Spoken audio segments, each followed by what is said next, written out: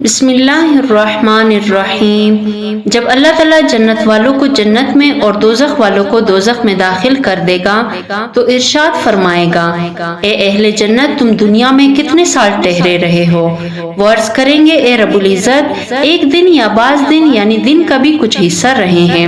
ارشاد ہوگا، بہت ہی اچھی جزا اور بدلہ پایا تم نے میری رضامندی اور میری جنت کو اس ایک دن یا بعض دن کی وجہ سے، بس اس جنت میں ہمیشہ ہمیشہ کے لیے ٹھہرے رہو۔ پھر ارشاد ہوگا، اے اہل جہنم تم دنیا میں کتنے سال ٹھہرے رہے ہو؟ وہ عرض کریں گے، ایک دن یا بعض دن ٹھہرے رہے۔ ارشاد فرمائیں گے، اس ایک دن یا بعض دن کی وجہ سے تم نے بہت ہی برا جزا اور بدلہ پایا ہے میری غضب اور غصے کو، پس اس جہنم میں ہمیشہ کے لیے ٹھہرے رہو۔ پھر وہ عرض کریں گے، اے ہمارے رب ہم کو اس جہنم سے نکال دیجیے۔ پھر ہم دوبارہ ایسا کریں گے تو تحقیق ہم ظالم ہیں۔ ارشاد ہوگا، اس جہنم میں راندے ہوئے پڑے رہو اور مجھ سے بات نہ کرو۔ یہ ان کے اپنے رب کے ساتھ آخری مرتبہ کلام، اس کے بعد اللہ تعالیٰ ان سے کوئی بات نہیں کریں گے۔ جو شخص لنگی شلوار اور لٹکاتے ہوئے اور گھسیٹتے ہوئے اور مٹک کر اور اکڑ کر چلتا ہے اور اپنے کانوں پر بہراپن ظاہر کرتا ہے تو اللہ تعالیٰ ارشاد فرماتے ہیں، مجھے قسم ہے کہ میں ضرور بضرور ان کے بعض کو بعض کے ساتھ پکاروں گا، یعنی یہ تکبر کی علامت ہے، اور جو یہ اختیار کرے گا اللہ تعالیٰ کو وہ پسند نہیں۔ جب رات کی ثلث باقی رہ جاتی ہیں تو اللہ تعالیٰ آسمان دنیا پر نزول فرماتے ہیں۔ پھر ارشاد فرماتے ہیں، کون ہے وہ شخص جو مجھ سے دعا مانگے تو میں اس کو قبول کروں؟ کون ہے وہ شخص جو مجھ سے استغفار کرے اور میں اس کی بخشش کروں؟ کون ہے وہ شخص جو مجھ سے رزق طلب کرے تو میں اس کو رزق دوں؟ کون ہے وہ شخص جو اپنے سے ضرر و تکلیف دور کرنا چاہے کہ میں اس سے ضرر و تکلیف کو دور کر دوں؟ طلوع فجر تک یہی حالت رہتی ہے۔ نبی کریم صلی اللہ علیہ وسلم نے ارشاد فرمایا کہ ایک آدمی صحرا میں چلا جا رہا تھا کہ اس نے بادل سے ایک آواز سنی، فلاں کے باغ کو سیراب کر۔ اس بادل کا یہ ٹکڑا الگ ہوا اور اس نے اپنا پانی ایک سیاہ سنگلاخ زمین میں برسا دیا، بس ان نالوں میں سے ایک نالے نے سارا پانی اپنے اندر جمع کر لیا اور پانی چلنے لگا۔ یہ شخص بھی اس پانی کے پیچھے پیچھے چلا۔ آگے جا کر ایک مقام پر دیکھا کہ ایک آدمی اپنے باغ میں کھڑا اپنے کسی اوزار سے اپنے باغ کو پانی لگا رہا ہے۔ اس نے اس سے پوچھا، اے اللہ کے بندے تیرا نام کیا ہے؟ اس نے وہی نام بتلایا جو اس نے بادل میں سے سنا تھا۔ باغبان نے اس سے کہا کہ اے اللہ کے بندے تو میرا نام کیوں پوچھتا ہے؟ اس نے کہا، میں نے اس بادل میں جس کا یہ پانی یہاں بہتا ہوا آیا ہے، میں نے ایک آواز سنی کہ فلاں شخص کے باغ کو سیراب کر، اور یہ وہی نام ہے جو تو نے اپنا بتلایا۔ تو اس باغ میں کون سا ایسا عمل کرتا ہے کہ تیرے باغ کی سیرابی کے لیے اللہ نے بادل کو حکم دیا؟ اس باغ والے نے کہا، جب تو یہ کہہ رہا ہے تو میں بتا دیتا ہوں کہ میں اس باغ کی پیداوار کا اندازہ لگاتا ہوں اور اس میں سے ایک حصہ صدقہ کرتا ہوں، دوسرا حصہ میری اور میرے اہل و عیال کی خوراک ہو جاتا ہے، اور اس کا تیسرا حصہ اس باغ پر دوبارہ لگا دیتا ہوں۔ حضرت انس رضی اللہ تعالیٰ عنہ سے روایت ہے کہ حضور صلی اللہ علیہ وسلم کی خدمت میں بیٹھے ہوئے تھے کہ اچانک ہم نے آپ کو دیکھا کہ آپ مسکرا رہے ہیں، حتیٰ کہ آپ کے سامنے والے دانت نمودار ہوئے۔ آپ کی خدمت میں حضرت عمر رضی اللہ تعالیٰ عنہ نے عرض کیا، یا رسول اللہ آپ پر میرے ماں باپ قربان ہو جائے، آپ کو کس بات نے ہنسایا ہے؟ آپ صلی اللہ علیہ وسلم نے ارشاد فرمایا، میری امت کی دو آدمی اللہ رب العزت کی بارگاہ میں گھٹنوں کے بل بیٹھے ہوئے دکھائے گئے۔ ان میں سے ایک نے کہا، اے رب میرے اس ظالم بھائی سے میرے ظلم کا حساب لے کر دے۔ اللہ تعالیٰ نے اس سے فرمایا، تو اپنے بھائی سے کیا چاہتا ہے؟ حالانکہ اس کے پاس نیکیوں میں سے کچھ بھی نہیں بچا۔ تو اس نے عرض کیا، یا رب میرے گناہ اس پر لاد دے۔ یہ ذکر کر کے حضور صلی اللہ علیہ وسلم کے روتے ہوئے آنکھیں بہہ پڑے۔ پھر فرمایا، یہ دن بہت بڑا ہوگا، لوگ اس کے محتاج ہوں گے، ان سے ان کے گناہوں کے بوجھ اٹھا دیے جائیں گے۔ چنانچہ اللہ تعالیٰ اس مطالبہ کرنے والے کو فرمائیں گے، اپنی نظر اٹھا اور دیکھ۔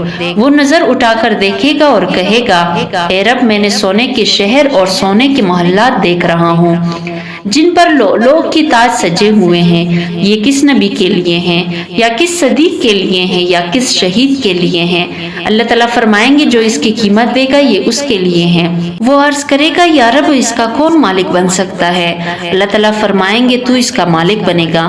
وہ عرض کرے گا کس عمل کی وجہ سے؟ اللہ تعالیٰ فرمائیں گے اپنی اس بھائی کو معاف کر دینے کی وجہ سے۔ وہ عرض کرے گا یا رب میں نے اس کو معاف کیا۔ اللہ تعالیٰ فرمائیں گے چلو اپنے بھائی کو ہاتھ سے پکڑو اور اس کو بھی جنت میں لے جاؤ۔ یہ حدیث بیان فرما کر حضور صلی اللہ علیہ وسلم نے ارشاد فرمایا، اسی لیے اللہ تعالیٰ سے تقوی اختیار کرو اور آپس میں صلح کے ساتھ رہو۔ بلا شبہ اللہ تعالیٰ مسلمانوں کے درمیان صلح چاہتے ہیں۔ حضرت ابو ہریرہ رضی اللہ تعالیٰ عنہ سے روایت ہے کہ رسول اکرم صلی اللہ علیہ وسلم نے فرمایا، ایک آدمی نے اپنے جان پر ظلم کیا، یعنی بہت گناہ کیے۔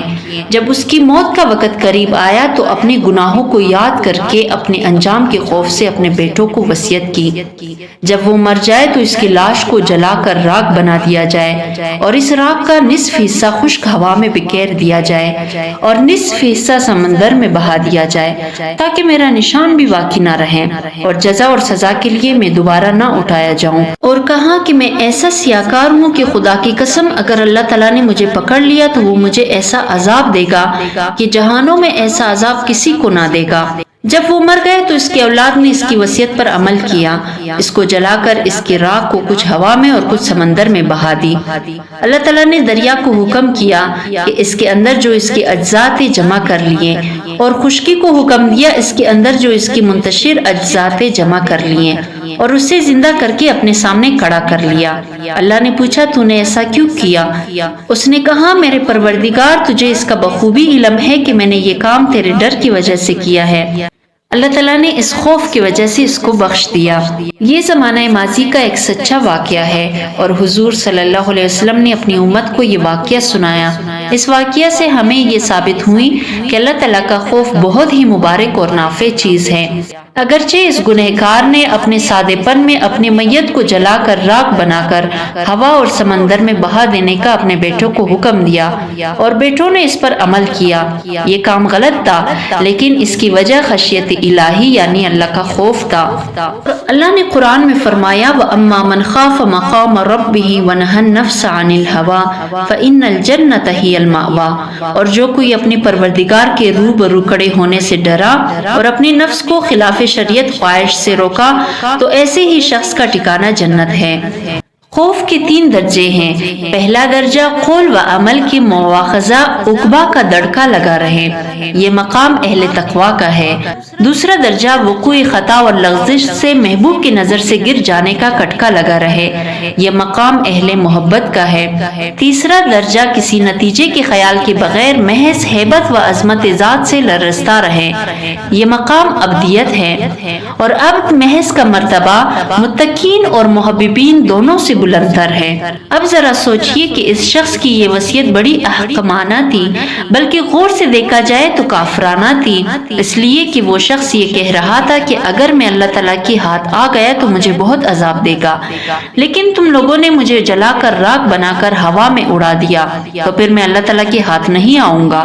معاذ اللہ، یہ عقیدہ رکھنا تو کفر شرک ہے، گویا کہ اللہ تعالیٰ راکھ کی ذرات جمع کرنے پر قادر نہیں۔ لیکن جب اللہ تعالیٰ نے اس سے پوچھا کہ تو نے یہ کام کیوں کیا تو اس نے جواب دیا کہ اے اللہ آپ کے ڈر کی وجہ سے۔ اللہ تعالیٰ فرمائیں گے اچھا تو جانتا تھا کہ ہم تیرے رب ہیں اور مانتا تھا کہ ہم تیرے رب ہیں اور یہ بھی مانتا تھا کہ تو نے ہماری نافرمانی کی ہے اور اس نافرمانی پر تو شرمسار بھی تھا اور نادم بھی تھا اور تو نے اپنے مرنے سے پہلے اپنے گناہوں پر ندامت کا اظہار کر دیا تھا، اس لیے ہم تیری مغفرت کرتے ہیں اور تجھے معاف فرماتے ہیں۔ اس واقعے کو بیان کرنے سے حضور اکرم صلی اللہ علیہ وسلم کا مقصد یہ تھا کہ اللہ تعالیٰ کی رحمت در حقیقت بندے سے صرف ایک چیز کا مطالبہ کرتی ہے، اور وہ یہ ہے کہ بندہ ایک مرتبہ اپنے کیے پر سچے دل سے شرمسار ہو جائے، نادم ہو جائے اور نادم ہو کر اس وقت جو کچھ کر سکتا ہے وہ کر گزرے، پھر اللہ تعالیٰ اس کی توبہ قبول کر کے اس کو معاف فرما دیتے ہیں۔ اللہ تعالیٰ ہم سب کو صحیح معنی میں اپنے گناہوں پر نادم ہونے اور توبہ کرنے کی توفیق عطا فرمائے اور اپنے رحمت سے ہم سب کی مغفرت فرمائے، آمین۔ اسی اللہ کے بندے کی گناہ زمین و آسمان کو بھی بھر دے تو ایسے شخص کے گناہ بھی اللہ تعالیٰ کی رحمت کی خزانے بتلانے کے سامنے کوئی حیثیت نہیں رکھتے۔ حضرت تھانوی رحمۃ اللہ علیہ نے فرمایا، ایک مچھر ہاتھی پر بیٹھ گیا اور پھر آرام کرنے کے بعد ہاتھی کے کان میں جا کر کہنے لگا، میاں ہاتھی، میرے بیٹھنے سے تمہیں تکلیف تو نہیں ہوئی؟ تو ہاتھی کہنے لگا، مجھے نہ تمہارے آنے کا پتہ چلا نہ جانے کا۔ اسی طرح ہمارے گناہوں کے سمندر بھی اللہ کے سامنے ایک ذرہ کی حیثیت بھی نہیں رکھتے۔